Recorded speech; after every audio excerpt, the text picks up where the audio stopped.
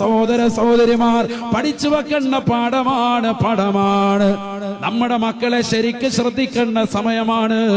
ആദരവായ പ്രവാചകരോടുള്ള മഹബത്ത് നൽകിയിട്ടില്ല എങ്കിൽ മക്കള് പിഴച്ചു പോകുന്ന ഘട്ടമാണ്.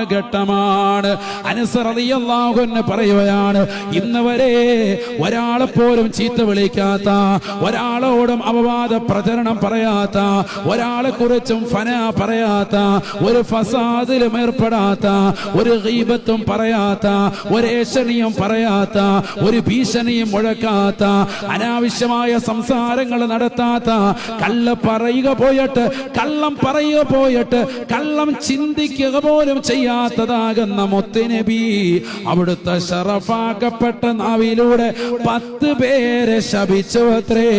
10 പേരെ ശപിച്ചുവത്രേ. ആസിറഹാ, മദ്യം വാറ്റുന്നവനെ അല്ലാഹുവിന്റെ റസൂൽ ശപിക്കുകയാണ്. കള്ള് ഉണ്ടാക്കാൻ വേണ്ടി പരിശ്രമിക്കുന്നവനെ, അത് വാറ്റുന്നതായ വ്യക്തിയെ റസൂലുള്ളാഹി ശപിച്ചിരിക്കുകയാ. അത് വാറ്റാൻ വേണ്ടി നിയോഗിച്ചവൻ പറഞ്ഞവനെയും റസൂലുള്ളാഹി ശപിച്ചിരിക്കുകയാ. ഈ കള്ള് വഹിച്ചുകൊണ്ട് നടക്കുന്നതായ ഡ്രൈവർമാരില്ലയോ, ബാർ ഹോട്ടലുകൾ ജോലി ചെയ്യുന്ന ഡ്രൈവർമാരില്ലേ, ഉസ്താദേ ഇന്ന് വരെ ഞാൻ കള്ള് കുടിച്ചിട്ടില്ല, ഞാൻ വണ്ടി ഓടിക്കുന്ന ജോലി മാത്രമാണ് ചെയ്തിട്ടുള്ളത്, കള്ളിന്റെ സാധനം കൊണ്ടുവരലല്ലേ പണി. അല്ലാഹുവിന്റെ റസൂൽ നിന്നെ ശപിച്ച വിവരം അറിയാതെ പോകരുതേ. വൽ മഹ്മൂലത ഇലൈ, ആർക്ക് വേണ്ടിയാണോ ഇത് ചുമന്നുകൊണ്ട് പോകുന്നത് അവനെയും അല്ലാഹുവിന്റെ റസൂൽ ശപിച്ചിരിക്കുകയാണ്. ഈ കള്ളു കുടിക്കുന്നവനെയും റസൂലുള്ളാഹി ശപിക്കുകയാണ്.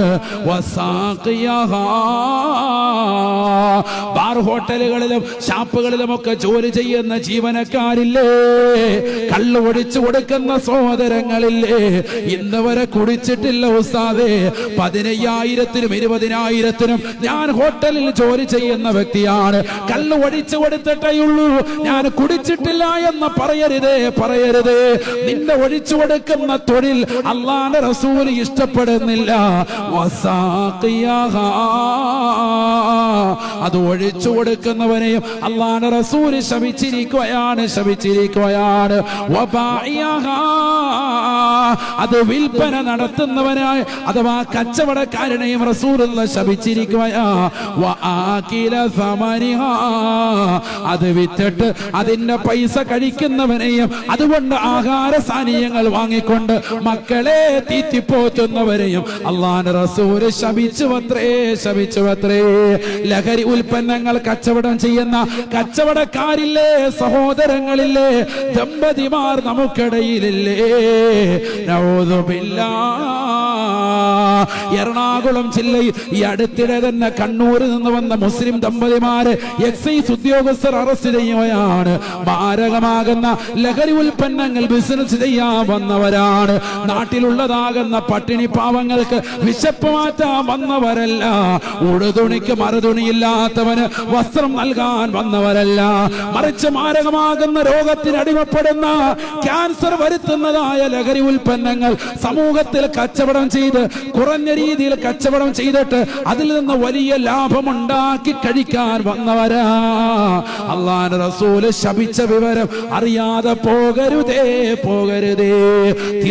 തീർന്നില്ല.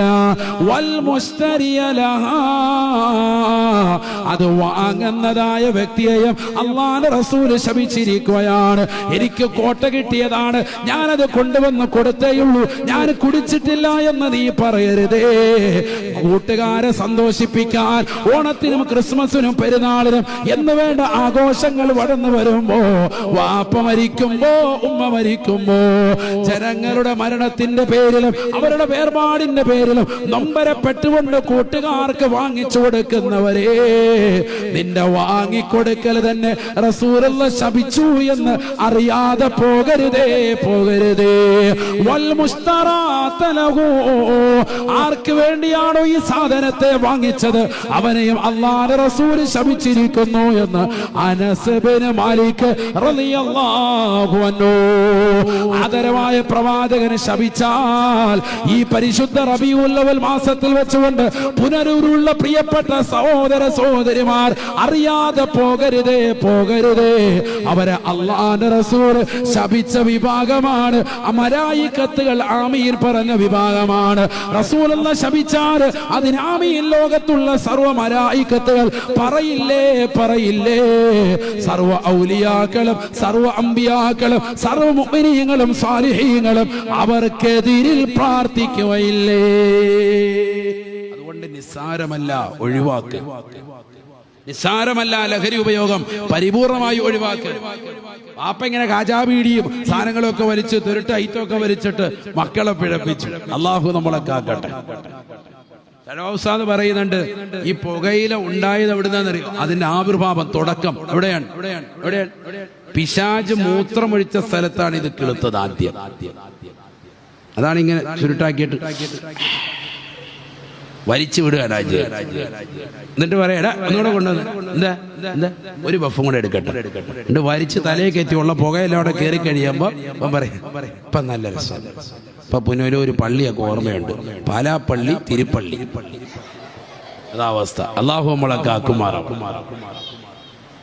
ഇവന് ഭയങ്കര ചിരിയല്ലോ, ഇവൻ അതിന്റെ ആളാന്ന് തോന്നാണ്. ഇതാണ് അവസ്ഥ. ഇതല്ലേ സമൂഹത്തിൽ. എന്താ കാര്യം? ഇതെല്ലാം കിക്കായിരിക്കുക. എന്താ തലയെ കയറിയിരിക്കുന്നത്? പിശാചിന്റെ മൂത്രമാണ്. അതുകൊണ്ടാണ് ഇവരെന്ത് നല്ല റാഹത്തായിട്ട് കയറിയിട്ടുണ്ട്. അള്ളാഹു നമ്മളെ കാക്കട്ടെ. കാരണം ഇത് എവിടുന്നാ ഇത് ഉണ്ടായത്? പിശാച് മൂത്രമൊഴിച്ച സ്ഥലത്ത് നിന്നാണ് ഇത് കിളുത്തു വന്നത്. അള്ളാഹു നമ്മളെ കാക്കുമാറാവട്ടെ. ലോകം മുഴുവൻ അങ്ങനെയായി പോയി. വാപ്പ വലിച്ചു വിടുന്നതാകുന്ന ഈ പുക പുറത്തേക്ക് വിടുമ്പോ 2 വയസ്സും 1.5 വയസ്സും 5 വയസ്സുള്ള മക്കളൊക്കെ വീട്ടിൽ വാപ്പാടെ അടുത്ത് വന്നിരിപ്പുണ്ട്, തോളത്തേരിന് കളിക്കുന്നുണ്ട്. ഈ പുറത്തേക്ക് വിടുന്ന പുക ശ്വസിച്ചിട്ട് മാരകമാകുന്ന ക്യാൻസർ പിടിക്കുന്നത് പ്രിയപ്പെട്ട മക്കൾക്കാണെന്ന് അറിയാതെ പോകരുത്.